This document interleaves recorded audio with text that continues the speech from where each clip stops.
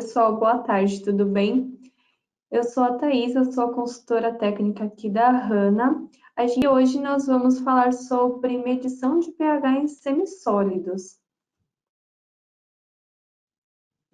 Então, vamos iniciar aí falando um pouquinho da empresa Hanna, né? Então, ela foi fundada em 1978, lá na Itália, pelo Oscar e a Ana Nardo.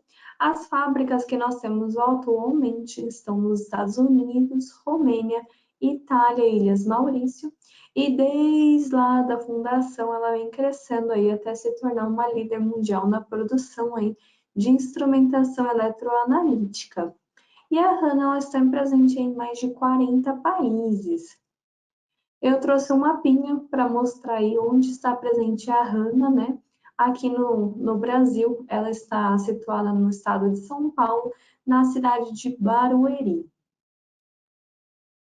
Falando um pouquinho sobre a categoria dos equipamentos da Hanna, nós temos aí os tituladores automáticos, equipamentos para fotometria, equipamentos de processo, medidores de bancada, medidores portáteis e de bolso, e soluções e reagentes para a gente utilizar aí nos nossos equipamentos. Aqui eu trouxe um momento de interação, né, para a gente responder.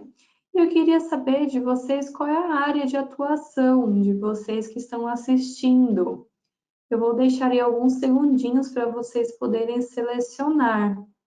Agradeço muito a participação de todos vocês nessa questão de responder nossas perguntas durante o webinar.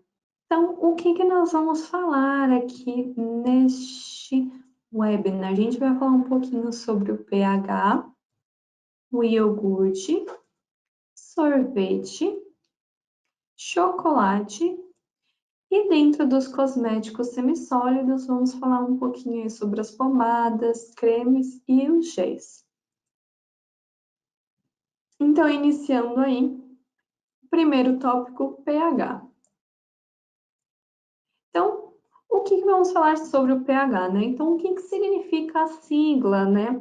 Ela significa aí o potencial hidrogênio iônico, que é basicamente aí uma escala numérica que serve para medir o grau de acidez e neutralidade e alcalinidade de uma solução química, que é determinada aí pela concentração de íons de hidrogênio, que é o H+, né?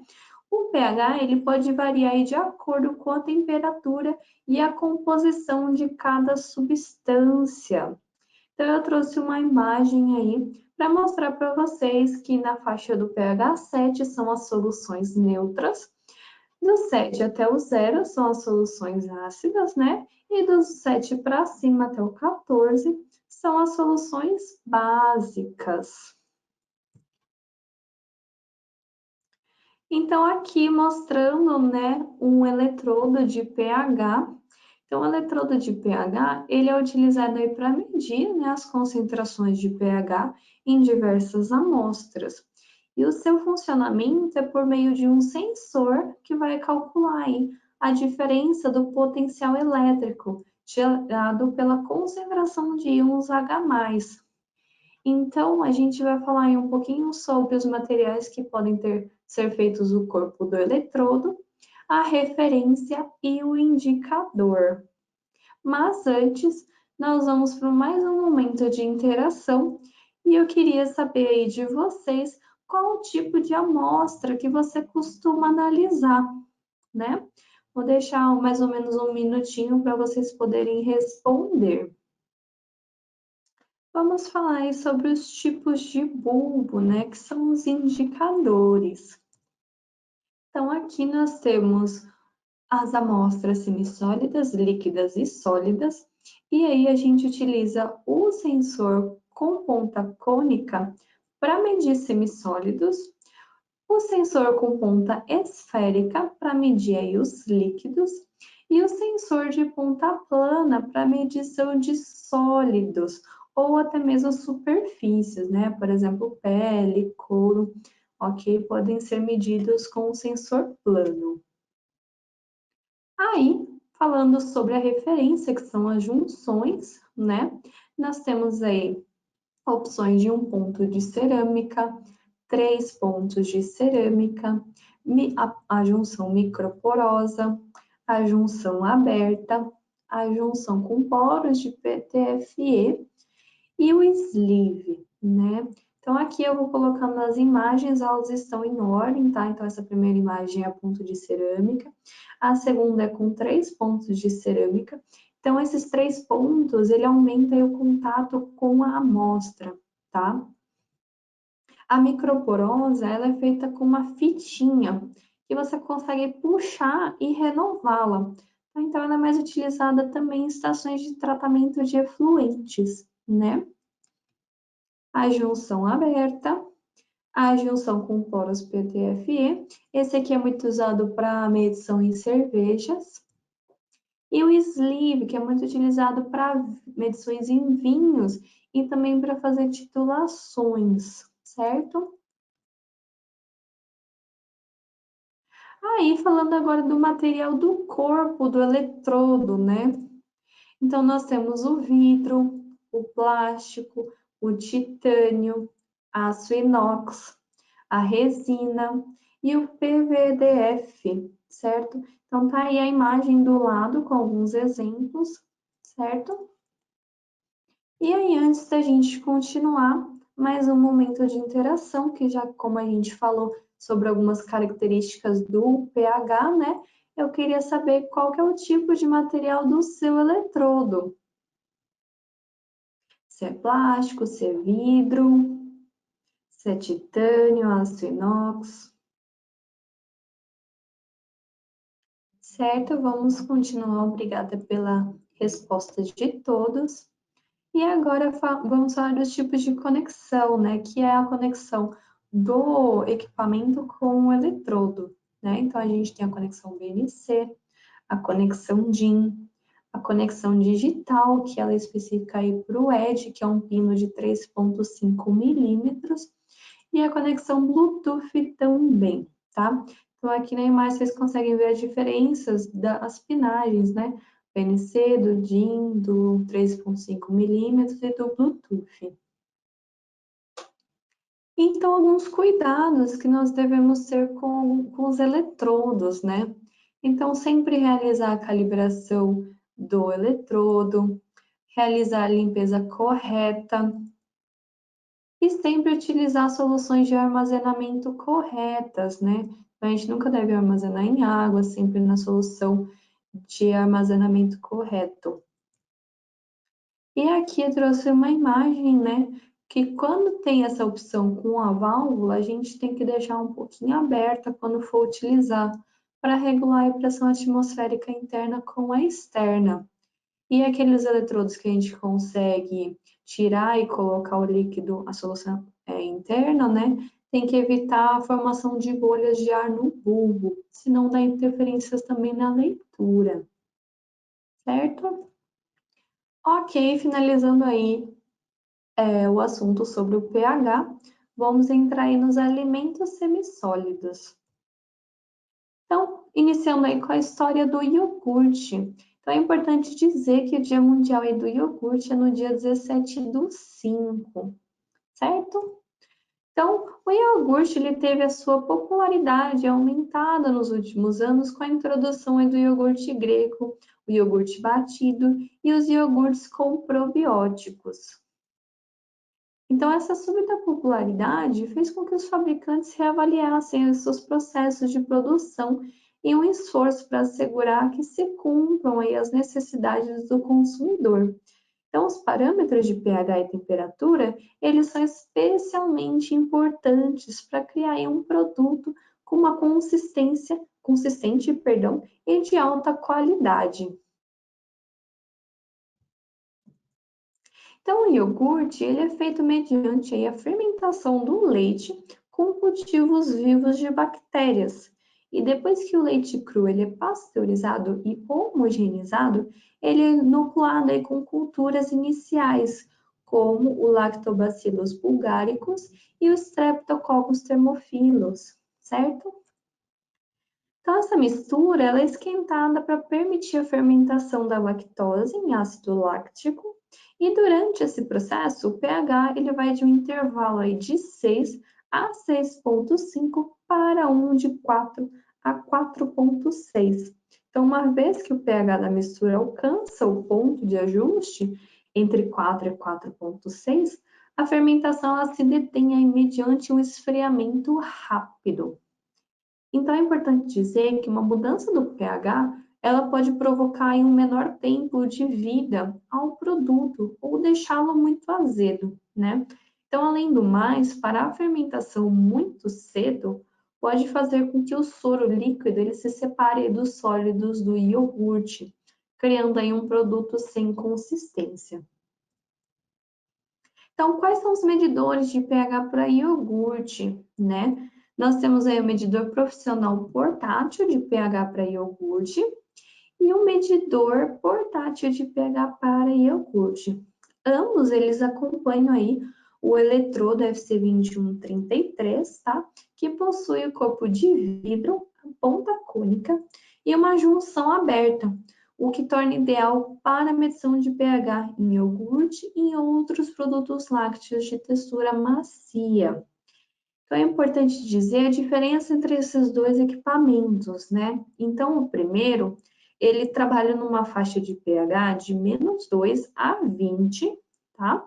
A faixa de temperatura de -20 a 120 graus e a faixa de milivoltagem de mais ou menos 2000. Enquanto o segundo, ele trabalha numa faixa de pH de -2 a 16, a faixa de temperatura de -5 a 105 graus e os milivolts é de mais ou menos 825, certo? Aí agora, só falando dos eletrodos, né, que dá para ser vendido à parte. Então, o FC2133 é aquele que vai junto com os dois equipamentos anteriores, tá? O FC2100, ele possui também um corpo de vidro, um sensor de temperatura integrado, ele possui um conector 3,5 milímetros, então ele é utilizado para o ED, possui uma junção aberta com ponta cônica, e ele é ideal aí para medição de leite, iogurte e outros produtos aí na indústria de laticínios.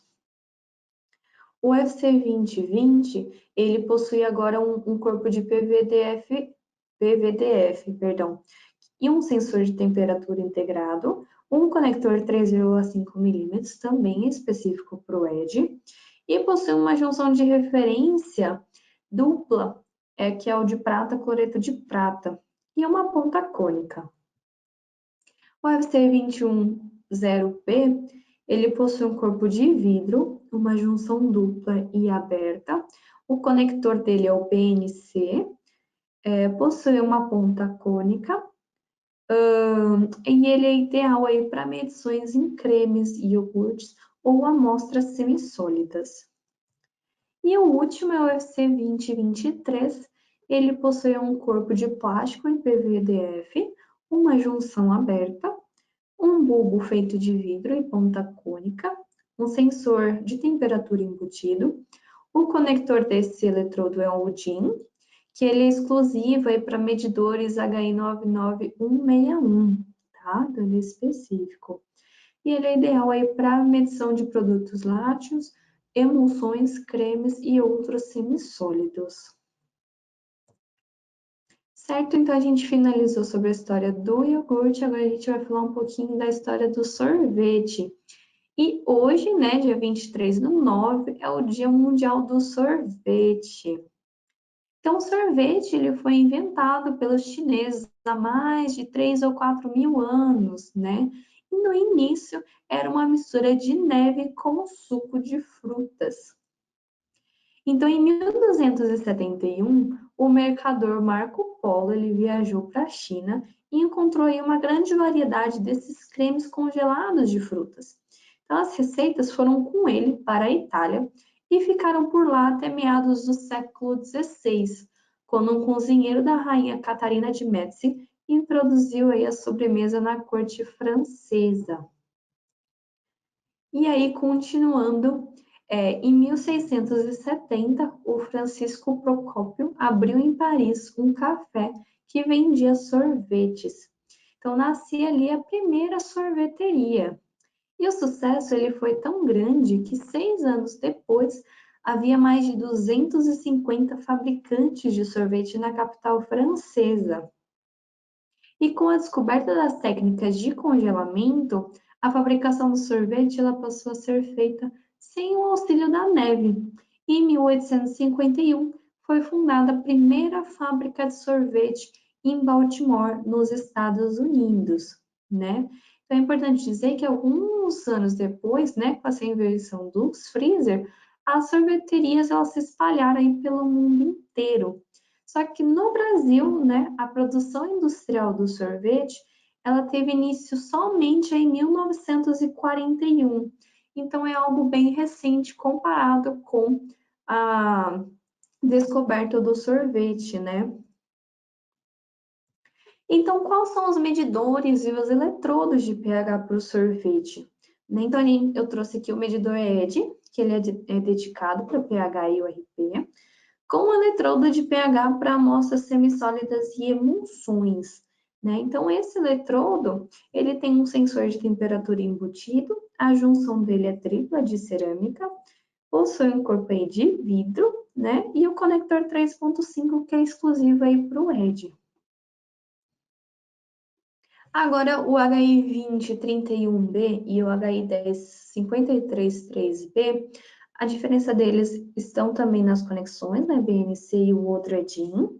O primeiro, ele tem uma ponta de penetração aí para semissólidos e uma junção única. E a ponta cônica, ela é sensitiva aí para pH, feita de vidro aí para baixas temperaturas. Então, ele fica aí na faixa de -5 a 70 graus, tá?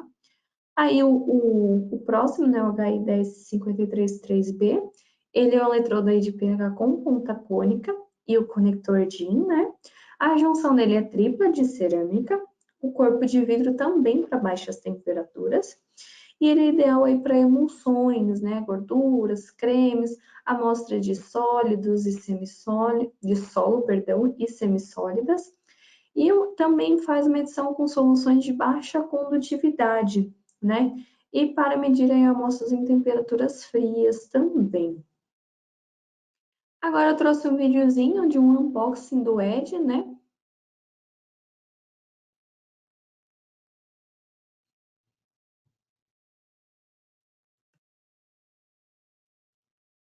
Então aqui ela vai fazer o unboxing do Ed, o HI2002, pH, URP e temperatura.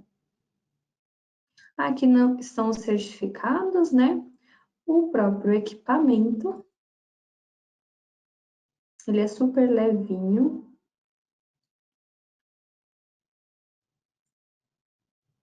O eletrodo que eu acabei de mencionar para vocês. Aqui dentro dessa caixinha tem umas soluções, né, de pH para limpeza e armazenamento. Aqui é o suporte para servir de medidor de bancada. E ele também tem a opção aí para prender na parede. Aí o cabo e a fonte.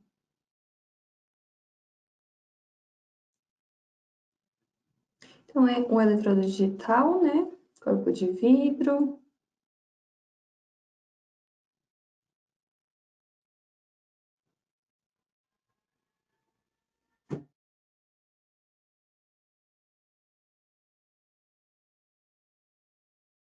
Tem o suporte certinho para colocar o eletrodo. Aqui são outros tipos de eletrodos, tá? Ele é super fácil de conectar, conecta embaixo e liga em cima no equipamento. Ele sempre inicia fazendo uma conexão aí com o eletrodo. Esse equipamento ele tem a opção de mostrar o condicionamento e a resposta do eletrodo, tá? Agora ela vai mostrar a calibração. Ele consegue selecionar aí os padrões, né, que você deseja calibrar. Então, ela vai fazer a calibração aí do ponto 7.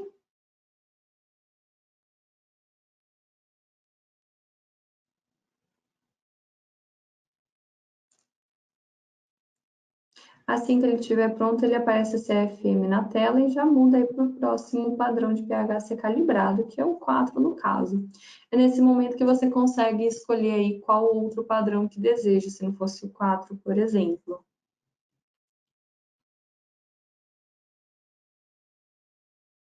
É assim que ele estiver pronto, ele aparece aí o CFM na tela.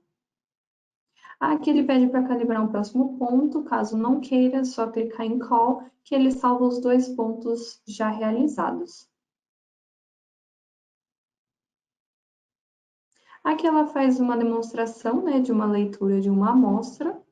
Agora na tela já aparece aí o tempo de resposta e condicionamento. E os outros modelos da linha ED. Certo? Então, seguindo, vamos falar um pouquinho agora da história do chocolate. Então, o chocolate ele é preparado aí com grãos de cacau e agora é consumido de diversas formas em todo o mundo. Só que, embora no passado ele tenha sido um produto aí disponível apenas para um seleto grupo. Então, o cacau ele foi amplamente usado na América do Sul pelos maias e mais tarde chegou à Espanha, onde ganhou grande popularidade. As árvores de cacau elas podem ser encontradas aí ao longo da linha do Equador e como resultado do calor e da umidade constante, essas árvores elas produzem imagens de cacau durante todo o ano, tá? Então, com o tempo, as lojas de chocolate elas começaram a ser abertas por toda a Europa e uma variedade de doces e bolos começaram a ser fabricados aí a partir dos grãos de cacau. Hoje são consumidos aí mais de 3 milhões de toneladas de grãos de cacau anualmente.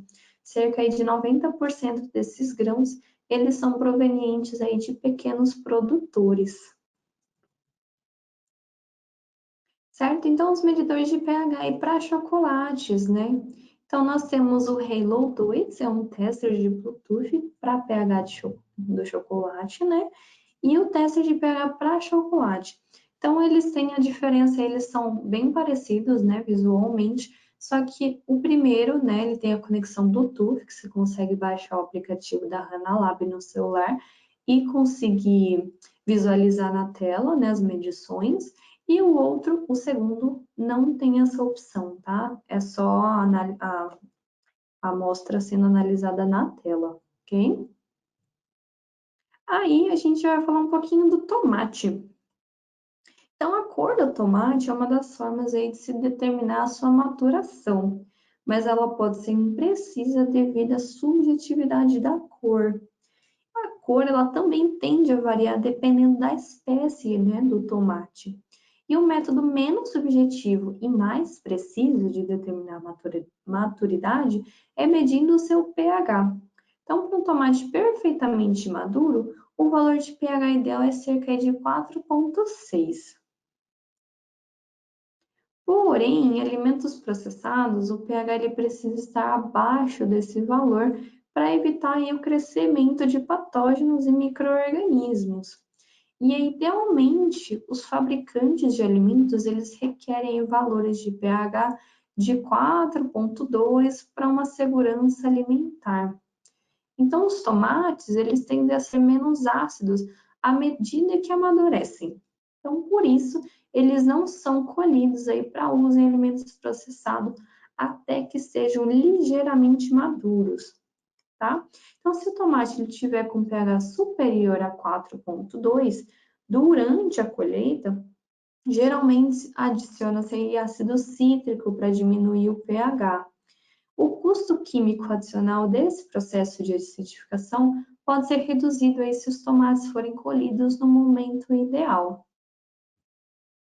E aí, o medidor de pH para molhos, né, de tomate, nós temos o equipamento HI 99161, né, que é um medidor portátil para alimentos e laticínios. O eletrodo que vem com ele é o FC 2023, né, e ele possui um corpo de plástico de grau alimentício que atende aos regulamentos da FDA para contato direto com alimentos. Ele possui então um bulbo de vidro, a junção é aberta e o sensor de temperatura é integrado. certo? Então, a gente finalizou mais um tópico, né, que são os semissólidos da indústria alimentícia. Aí temos, então, o início dos cosméticos semissólidos, tá? Então, os semissólidos farmacêuticos, eles são aí representados pelas pomadas, cremes e géis, né? E os quais eles são destinados aí principalmente para aplicação tópica. Então, elas podem ser aplicadas sobre a pele, na superfície do olho, ou ainda utilizados por via nasal, vaginal ou retal. Então, mas o que são as pomadas, né? Eu vou explicar a diferença entre os três: pomadas, cremes e géis. Então, as pomadas, elas são as preparações semissólidas para o uso tópico, uso externo e local, e comumente eles são feitos com excipientes gordurosos, como a vaselina e a lanolina. As pomadas, elas são preparadas por dois métodos gerais: incorporação e infusão, tá? E não tem muita penetração na pele, sendo indicados aí para problemas mais superficiais. Agora, o creme, ele é uma formulação emulsiva, então, assim, parte do seu excipiente, ela é aquosa e parte oleosa. Ela penetra aí na pele com uma maior facilidade do que as pomadas, tá? E ela destina-se aí às formas de anti-inflamatórios tópicos, anticoagulante, antialérgicos, antibióticos e antifúngicos. E por último, né, os géis, eles são formas farmacêuticas semissólidas também, são transparentes e não oleosas, destinados aí principalmente à aplicação tópica. Eles são ótimos como refrescantes, mas não têm penetração na pele, justamente por não terem os recipientes gordurosos. Aí o medidor de pH para cremes, né, cosméticos, nós temos o Halo, né, o HI9810432. Ele consegue ser baixado igual o aplicativo da Hanalab no celular e também fazer acompanhamento, certo? E esses outros três aqui, eles possuem aí o primeiro, o HI1053B, né? Ele possui 3 junções de cerâmica e um vidro com baixa temperatura, né? Ele possui um conector BNC, tá? O segundo, ele possui um conector DIN, que usa também o vidro para baixas temperaturas. O bulbo deles, de todos eles, né, é cônico. O corpo é de vidro, também tem uma junção tripla e o sensor de temperatura embutido. E o último, ele é específico para o ED, né? Tem o sensor de temperatura embutido e a junção é tripla de cerâmica. Agora, um momento de interação. Eu queria saber se vocês gostariam de receber maiores informações aí sobre alguns dos nossos produtos.